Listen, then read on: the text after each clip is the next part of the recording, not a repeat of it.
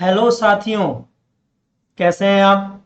उम्मीद करते हैं आप अच्छे हैं। और आज के एडिटोरियल में हम मनु आपका स्वागत करते हैं। ऑसम पढ़िए ऑसम बनिए के स्लोगन के साथ, जो कि हम लोग पूरी तरह से डिफाइन करने में लगे हुए हैं। आपको फील भी आ रहा होगा, अंशुल सर की लास्ट क्लास मैथ्स की थी और उसमें आपने देखा होगा कि जीरो से प्रो तक आप कैसे पहुंच सकते हैं मैथ्स में। तो आप बस कंटिन्यू रहिए ऑसम पे। और कल के लिए आपसे माफ़ी चाहेंगे, कल अटेंडम में हमें बाहर जाना पड़ा था और उस वजह से आपकी कल की एडिटोरियल की क्लास नहीं हो पाई थी। मगर आज का जो एडिटोरियल है ये बहुत इम्पोर्टेंट है। इम्पोर्टेंट इसलिए है क्योंकि जितने भी बैंक और एसएससी में एडिटोरियल्स के जो पैरा पैराग्राफ्स आते हैं, अनसीन आते हैं, या फिर रीडिंग कॉम्प्रिहेंशन जो भी दिए जाते हैं, उनमें से स्टैटिकल्स इकोनॉमिक्स से जो संबंधित रहता है या फिर पॉलिटिकल का पार्ट ज़्यादा आता है। और ये पॉलिटिकल है, आज का जो एडिटोरियल है ये पॉलिटिकल है। आपको इसे पढ़ने में आएगा काफ़ी मज़ा। मगर उससे पहले आज से हम लोग शुरुआत कर रहे हैं थॉट ऑफ द डे की, कि आपको हर एडिटोरियल से पहले हम एक अच्छा थॉट देंगे और आप उसे पढ़िए, ऑब्जर्व करिए और अपनी लाइफ में उतारिए। तो शुरू करें फिर। A great attitude becomes a great day, which becomes a great month, which becomes a great year, which becomes a great life। कितनी अच्छी बात है, isn't it? देखिए, a great attitude becomes a great day means, attitude मतलब रवैया, जो अगर आप बोले तो जो रवैया है हम लोगों का वो एटीट्यूड है ना। तो ज्यादातर एटीट्यूड को नेगेटिव सेंस में लिया जाता है और कहते हैं ना कि अरे बड़ा एटीट्यूड दिखा रहे हो तुम तो ये एटीट्यूड मतलब जो रवैया है वो आपका या तो काफी हाश है ना, काफी कठोर है, या फिर बड़ा ही काइंड है, बड़ा विनम्र है।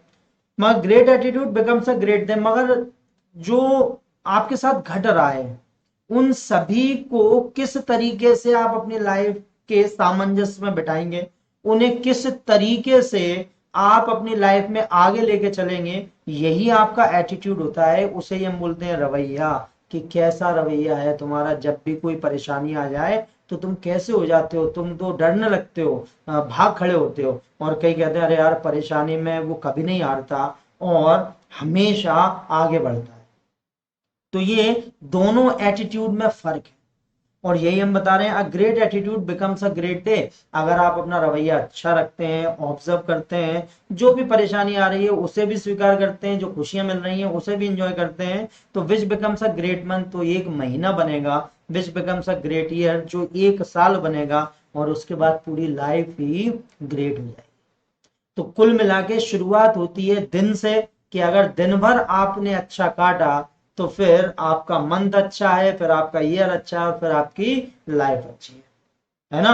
कितनी अच्छी बात है। And I think it is very valuable if you take it seriously and apply in your life, so definitely you will achieve whatever you want, क्योंकि आपके एटीट्यूड में फर्क आ जाए और यही तो हम चाहते हैं। चलिए तो शुरू करते हैं आज का एडिटोरियल, मगर उससे पहले ध्यान रखिएगा, थॉट ऑफ द डे हमेशा अच्छा होता है और हमेशा कोई ना कोई नई सीख हमें देके जाता है। So today the editorial of the Hindu in awesome, laughter challenge on political calculus of Congress, 20 July 2021, the Hindu. Laughter challenge, हंसने का, on political calculus. So what does it mean about the calculus?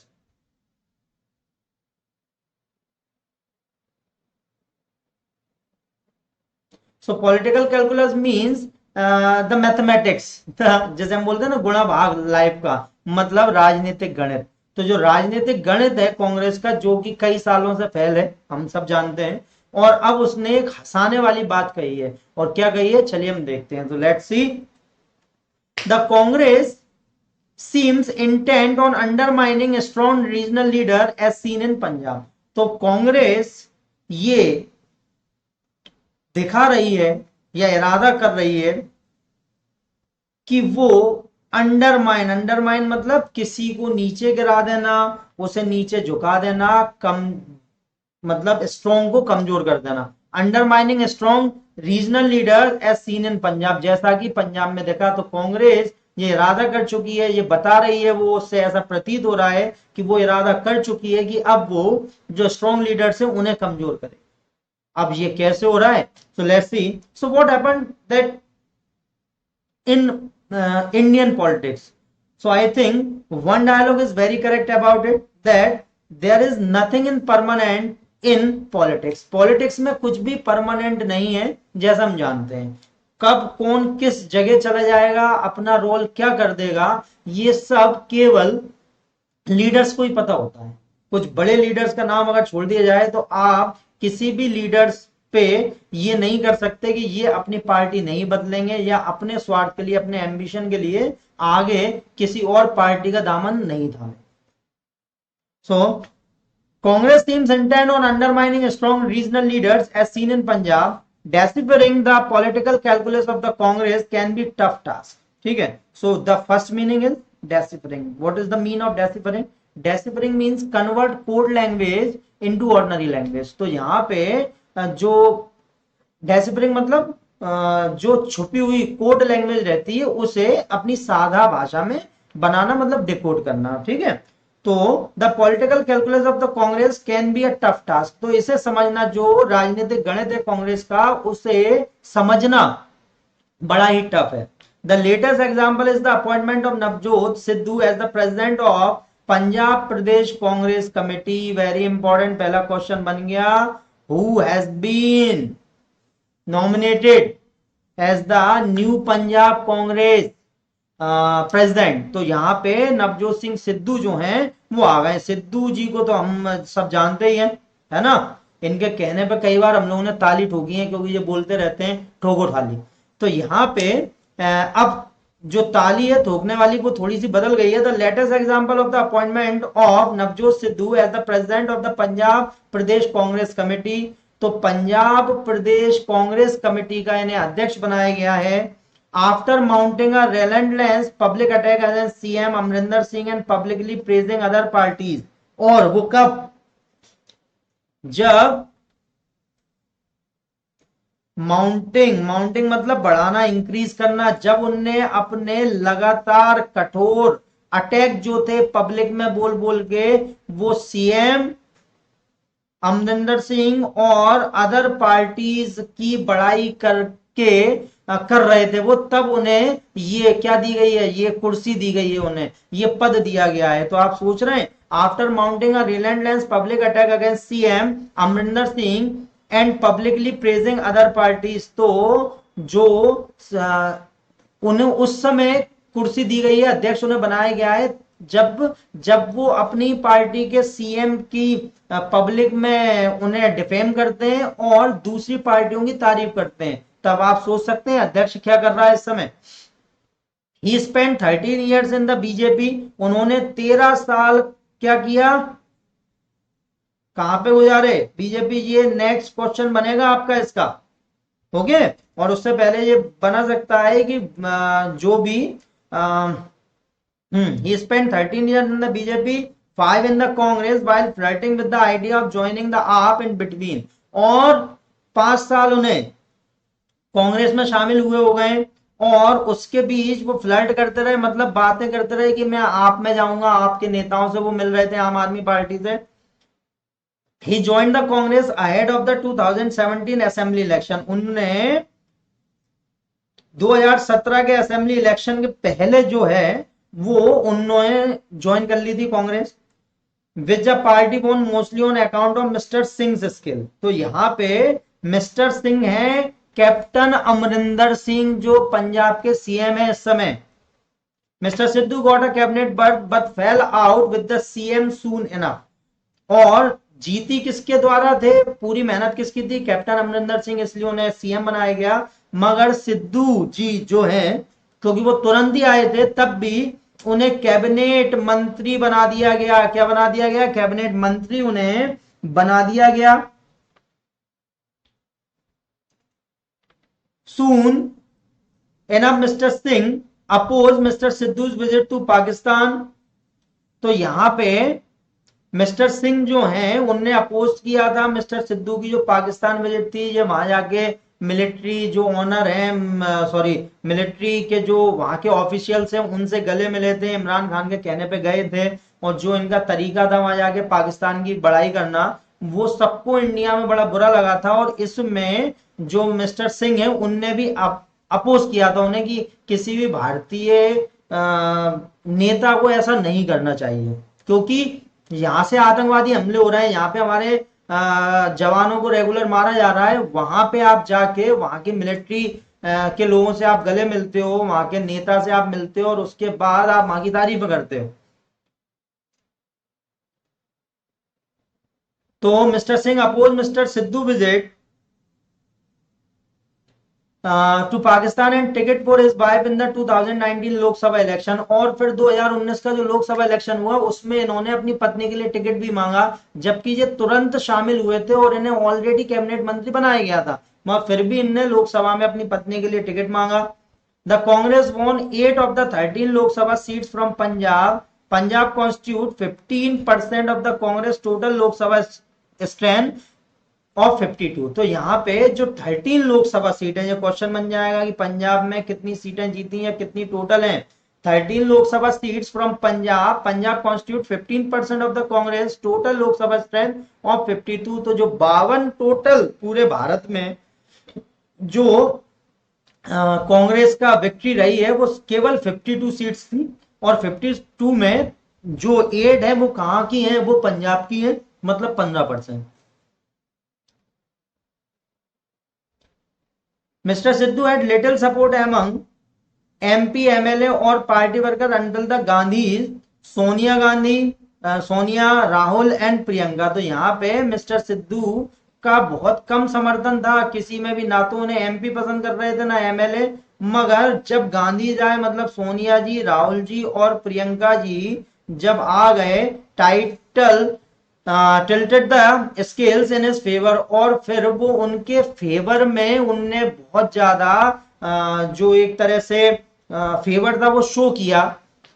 On the one hand there is a strong evidence on his opportunism. एक तरफ तो सिद्धू जी का बड़ा evidence मतलब सबूत है कि वो एक मौका परस्त व्यक्ति हैं, अपॉर्चुनिज्म है, अपॉर्चुनिस्ट हैं, जब मौका मिलता है उसी तरफ बदल जाते हैं। लैक ऑफ मैच्योरिटी, मैच्योरिटी नहीं है, पब्लिकली क्लेम कर रहे थे, अपनी पार्टी की बुराई कर रहे थे। अनप्रिंसिपल्ड हैं, ऑफिस जाना बंद कर दिया था बिना किसी सूचना के। ग्रीड, लालची हैं पावर के लिए, and include claiming a Lok Sabha seat for his wife within 2 years of defecting to the Congress. और कांग्रेस में आने के केवल 2 साल बाद ही वो अपनी पत्नी के लिए टिकट भी मांगने लगे। And inability to work as a part of team, और उनने मंत्रिमंडल में सही से काम नहीं किया। On the other hand, he has absolutely no track record of any political activism, public service or being ideologically aligned to the Congress in any manner. और अगर दूसरी तरफ से देखा जाए तो एक तो उनका कोई भी ट्रैक रिकॉर्ड नहीं है पॉलिटिक्स में बहुत ज्यादा एक्टिव रहने का, पब्लिक सर्विस में, या फिर कांग्रेस की जो आइडियोलॉजी है, विचारधारा है, उससे वो उस विचारधारा के है ही नहीं। Opportunists without any conviction might be used for particular roles in a party strategy, but handing over the command to such a turncoat shows the complete bankruptcy of the Congress and an insult to those who fight the long battle. अब यहाँ पे कितना अच्छा बोल रहे हैं वो, opportunist without any conviction might be used for particular roles in a party strategy. मौका परस लोगों को कोई पर्टिकुलर रोल दे देना पार्टी में, है ना, बट वो ठीक है, but handing over the command to such a turncoat, मगर पूरी पार्टी की कमांड ऐसे दल बदलू, टर्नकोट का मतलब दल बदलू, जिन जो एक पार्टी को छोड़ के आए हूं केवल अपनी महत्वाकांक्षाएं पूरी करने, shows the complete bankruptcy of the Congress and an insult to those who fight the long battle. और इससे ये पता चलता है कि कांग्रेस के पास तो लीडर ही नहीं बचे, कंगाल हो गई है, दिवालिया हो गई है कांग्रेस की, उसके पास लीडर नहीं बचे कि एक ऐसे व्यक्ति को जो एक तो टर्नकोट है, पार्टी में आए हैं, विचारधारा के नहीं है, उसके बाद उनने अपनी पार्टी की बुराई करी, अपनी पार्टी के सीएम की बुराई करी और ब्लैकमेल भी किया पार्टी को कि हम दूसरी पार्टी में चले जाएंगे, दूसरी पार्टी की तारीफ की, उससे कमांड दे देना पूरी पार्टी की। ये दिवालियापन बताता है of the Congress and an insult to those who fight the long battle, और उनकी इंसल्ट है जो शुरू से कांग्रेस से जुड़े हुए हैं। The misplaced assertion of authority by Gandhi in riding roughshod over the CM and MPs is a repeat of the old mistake that pushed regional satraps out of its fold। तो यहां पे मिसप्लेड assertion है ना, तो यहां पे हम ध्यान रखेंगे,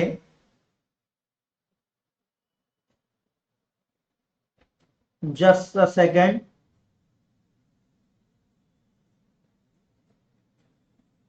yes, the misplaced assertion of authority by Gandhi in riding roughshod over the CM and, तो जो एक तरह से जो विचार है authority by the Gandhis in riding roughshod, roughshod का मींस क्या होगा, ये काफी इंपॉर्टेंट होता है। तो यहाँ पे हम ध्यान रखेंगे राइडिंग रफशॉट जो है वो पूरी पूरी एक ईडियम्स है, क्या है, ईडियम्स है, और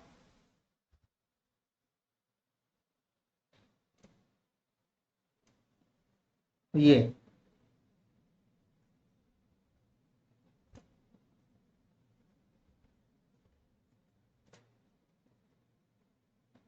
ठीक है, इट इज, तो ये पूरी एक ईडियम है, और ऐसी कई सारी ईडियम्स का एक बहुत अच्छा हम आपको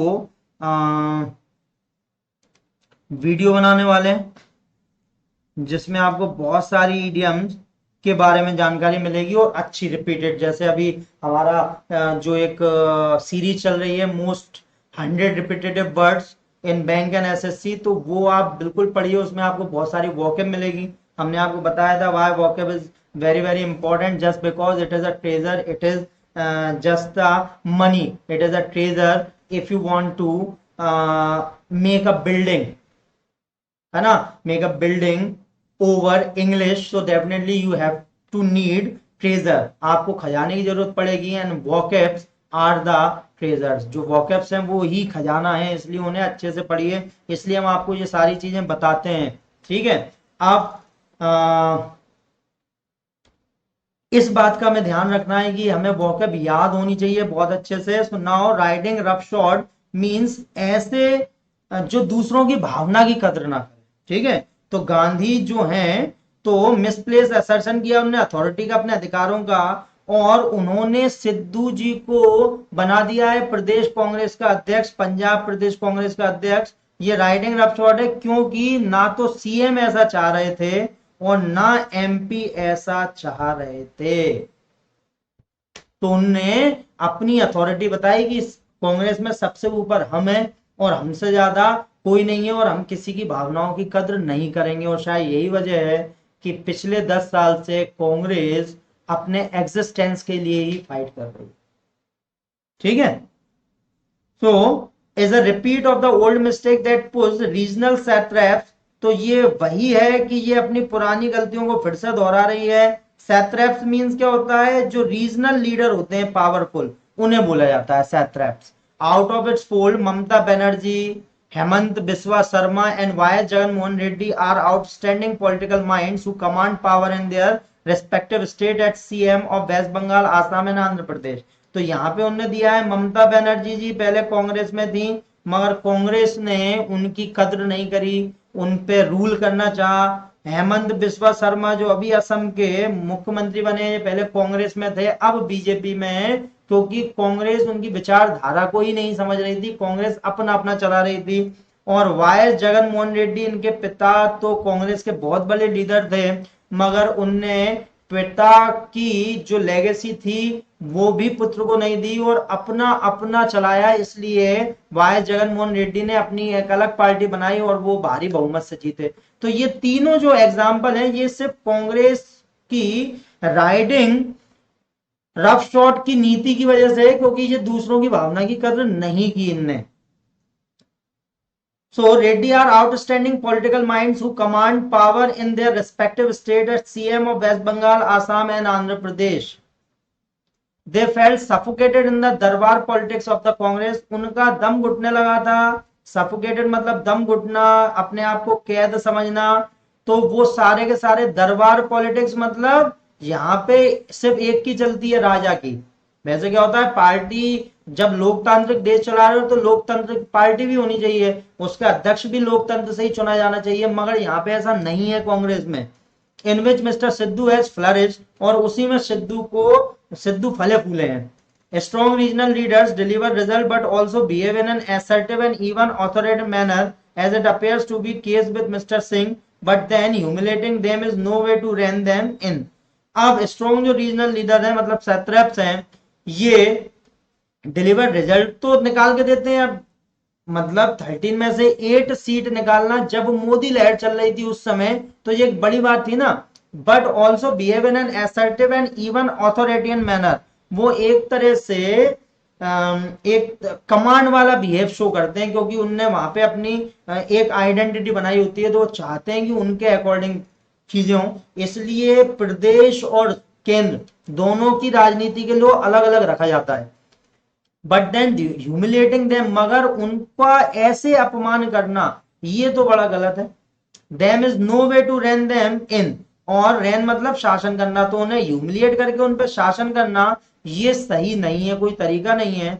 now that the deed has been done, अब तो डीड मतलब काम किया जा चुका है, समझौता हो गया है। डीड मतलब लीगल डॉक्यूमेंट या फिर कोई काम has been done। Perhaps the Gandhis will explain to the party worker what their rationale is and what they expect Mr. Sidhu to deliver। अब शायद गांधी ही बता सकते हैं कि पार्टी वर्कर को कि सिद्धू को पंजाब कांग्रेस का अध्यक्ष बनाने के पीछे क्या बुद्धिमानी वाली बात है, क्या सोच रखा है हमने। रैशनल मतलब अकलमंद, ठीक है। तो is and what they expect mister Sidhu to deliver, और वो क्या चाहते हैं कि सिद्धू अब क्या करेंगे आगे। In the absence of convincing explanation the only message is that the high command would stoop low to promote any cold gesture to undercut a leader who builds any independent standing। और एक इन the absence of convincing explanation, अगर कांग्रेस ने convincing explanation नहीं दिया, बताया नहीं कि उनने ऐसा क्यों किया है, तो केवल एक ही मैसेज जाएगा कि हाई कमांड जो है मतलब जो गांधी है वो स्टूप करते हैं, नीचे गिराते हैं। Low to promote any court jester मतलब stoop, low to promote any court jester. Court jester मतलब मस्करा, क्लाउन, जोकर, जो सबको हंसाता है, ठीक है। तो हाई कमांड वो स्तूप। अब यहां पे हम इस बात का ध्यान रखेंगे कि it is stoop means inclination, would stoop low to promote any, नीचे गिराने की बजाय वो कोर्ट जेस्चर को तो काफी ऊपर उठा दिया, और जो लीडर हैं उन्हें अंडर कट कर दिया है। A leader who builds any independent standing, उन्हें नीचे गिराते हैं, और जो मतलब मजाकिया क्लाउन जोकर हैं जिनने कुछ नहीं किया उन्हें ऊपर उठाते हैं। बिल्कुल यहाँ पे जो पावरफुल लीडर है उनके बारे में बोला गया है मिस्टर सिंह, कैप्टन अमरिंदर सिंह, और जो कोल्ड जेस्चर मतलब जो मस्खरा बोला गया है, जोकर जिसे बोला गया है, वो सिद्धू जी को बोला गया है। If Mr. Sidhu is the future of the Congress, that future appears bleak at this point। और अगर मिस्टर सिद्धू ही फ्यूचर है कांग्रेस का, तो इस समय ये फ्यूचर बड़ा ठंडा है, अंधकार में है, जिसका कोई भी भविष्य नहीं है। So friend,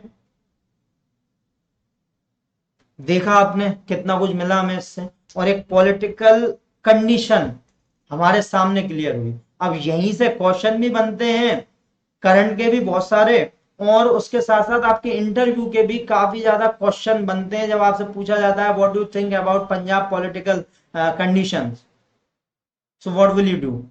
if you know the conditions, definitely you will be score good marks। but what happened if you don't know about the political condition of Punjab? so what will you do? आप क्या करने वाले हैं वहां पे? आप कुछ नहीं करने वाले हैं, आप सब कहेंगे sorry sir I am not interested in politics. और ऐसा कभी भी बोलना हमेशा खतरनाक होता है, because politics is very very important part in your study. चाहे आप बैंक में हो, चाहे आप एसएससी में तैयारी कर रहे हो या कोई भी, अगर आप एक ब्यूरोक्रेट बनने की तैयारी कर रहे हैं, एक एग्जीक्यूटिव बनने की तैयारी कर रहे हैं, जो you know and you have to know, you must know about the political condition of your country, of your state. So remember that reading editorial, reading comprehension will make you champion in English as well in your social awareness. और वहां पे social awareness के साथ में भी वो आपको एक चैंपियन की तरह स्थापित करेगा. सो यहां पे हम ध्यान रखेंगे कि हमने आपको पूरे मीनिंग दिए हैं, जैसा कि हम देते हैं. माउंटिंग है, फैल आउट है, टर्नकोट है, बैंक्रप्सी है, राइडिंग है, सैट्रैप्स है, सफोकेटेड है, ह्यूमिलेटिंग है, डेसिपरिंग है, डीड है, स्टूप है, पोर जेस्चर है, ब्लीक है. तो इसे अगर कोई मीनिंग आपको ना आए तो आप हमें पूछ सकते हैं कमेंट बॉक्स में, या फिर आप हमें पर्सनली मैसेज कर सकते हैं. और यहाँ पे जो टेलीग्राम चैनल है उसकी लिंक आपको इसके नीचे मिलेगी वीडियो के डिस्क्रिप्शन में, तो आप उसे जरूर ज्वाइन कीजिए. बहुत जल्द आपकी जीएस के वीडियो भी अपलोड होने स्टार्ट हो जाएंगे, मैथ्स के अपलोड होने स्टार्ट हो गए. आप उसे एंजॉय कीजिए, बिल्कुल भी पढ़ाई का नुकसान मत कीजिए. मनु सर हमेशा आपके साथ हैं और पूरी ऑसम टीम हमेशा आपके साथ है. आपको आगे बढ़ाने के लिए ऑसम को एस्टेब्लिश किया गया है, इसलिए हम हमेशा बोलते हैं पढ़िए ऑसम, बनिए awesome, and the most important पढ़ते रहिए, बढ़ते रहिए. तो अब हम लोग कल मिलेंगे एक नए एडिटोरियल के साथ, नई वॉकअप के साथ, नई एनर्जी के साथ, एक अच्छे एटीट्यूड के साथ. मगर उससे पहले आपको ये ध्यान रखना है कि इनसे क्वेश्चन आपको पिकआउट करने, उनके आंसर लिखने हैं, चेक करने कि क्या आप सही कर रहे हैं. और उसके बाद एक टारगेट बनाना है कि इन 1 मंथ और आफ्टर 10 एडिटोरियल क्या क्या चेंज आए हमारे अंदर, क्या क्या बदला है हमने अपने आप में, क्या कोई फर्क आ रहा है या नहीं आ रहा है, या फिर हमें कुछ भी नहीं आ रहा है. हम हमेशा ध्यान रखिए वाई आई यूज हिंदी, हम हिंदी का प्रयोग क्यों करते हैं. एडिटोरियल आपको बहुत सारे मिलेंगे, मगर उसमें बेसिकली क्योंकि जब आप इंग्लिश पढ़ाओगे तो इंग्लिश ही बोलोगे. ये एक इंग्लिश टीचर की क्योंकि जिस सब्जेक्ट में वो पढ़ा रहा है बोलेगा तो वही ना, है ना. And I can consider my self very fortunate that I am teacher of English. And but what happen, जब भी हम शुरू करते हैं इंग्लिश में पढ़ाना तो जो हिंदी मीडियम वाले स्टूडेंट्स हैं उन्हें वो समझ में नहीं आता, वो कनेक्ट नहीं कर पाते. इंग्लिश मीडियम वालों के लिए तो ठीक है, because English is our first language that we have been reading since our school days. तो यहाँ से तो ठीक है, हम स्कूल डेज से पढ़ते चले आ रहे हैं इंग्लिश, तो it is very comfortable for us. But what happen, all the Hindi medium students, उनके लिए क्या है, हिंदी मीडियम स्टूडेंट्स की इंग्लिश इतनी अच्छी नहीं होती है, और वो बैंक और एसएससी के बारे में जब सोचते हैं तो सबसे बड़ी परेशानी उन्हें इंग्लिश की आती है. अब ग्रामर तो वो सीख लेंगे और सही भी कर देंगे, but what's about the parajumbles, reading comprehension and cloze test. So first उन्हें यहां तक उन्हें कनेक्टिविटी देने के लिए हमें हिंदी का यूज करना पड़ता है, मगर हम उसके साथ साथ आपको एक अच्छे तरीके से पूरा डिस्क्राइब भी करते हैं.